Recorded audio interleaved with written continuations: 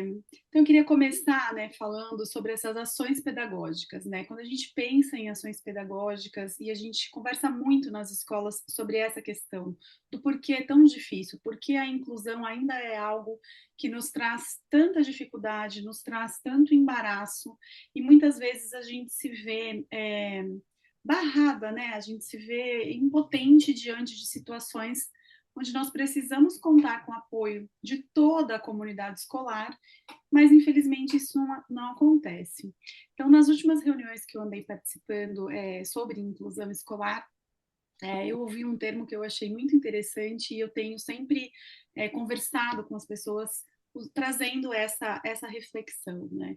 Quando você recebe uma criança na escola para a inclusão e você recebe junto um diagnóstico, eu acho que a primeira coisa que a gente tem que começar a pensar e a olhar é que diagnóstico não é a chegada final, né? O diagnóstico não é o destino dessa criança. O diagnóstico ele é uma passagem, né? Ele é a ponte que vai interligar essa criança com a escola. Então, a partir desse momento, é muito importante a gente começar a se questionar o que fazer com esse diagnóstico, né? Então, eu recebo uma criança, eu recebo essa família, e às vezes o gestor da escola, ou até mesmo nós, professores, nos vemos numa situação que chega a ser desesperadora num primeiro momento, né? Porque a gente sempre fica com essa coisa de, meu Deus, o que, que eu vou fazer? É um diagnóstico que ainda não é fechado, que não é concluído, ou muitas vezes vem associado a outras comorbidades. E no âmbito da escola, né, nós temos muito essa questão de levar ao pé da letra o diagnóstico, né? Às vezes a gente se prende nessa questão. Eu falei isso lá no Café com Pauta, quando eu participei, nessa questão de se prender ao diagnóstico, a parte fisiopatológica, e muitas vezes a gente não tem o conhecimento adequado para isso, né? E as pessoas acabam se perdendo justamente por ficar tentando entender esses sintomas ou essas características que às vezes não tem muito que o professor possa fazer em relação a isso.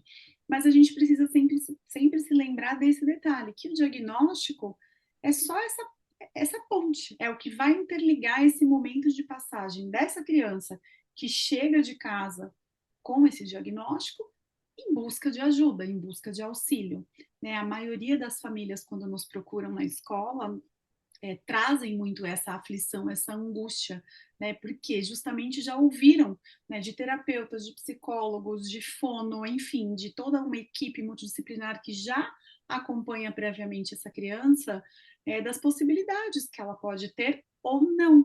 Né? E aí eu acabo voltando para o que a Marilice falou há pouco, né? Nós precisamos olhar para essa criança vendo as potencialidades. Quais são as habilidades que eu posso trabalhar com essa criança? Dentro desse diagnóstico, o que eu posso fazer pensando na potencialidade que a criança apresenta? Né? E claro, sempre lembrando que cada criança é um ser único, né? Mesmo aquelas que apresentam patologias similares, características similares, são pessoas, são indivíduos que têm as suas particularidades.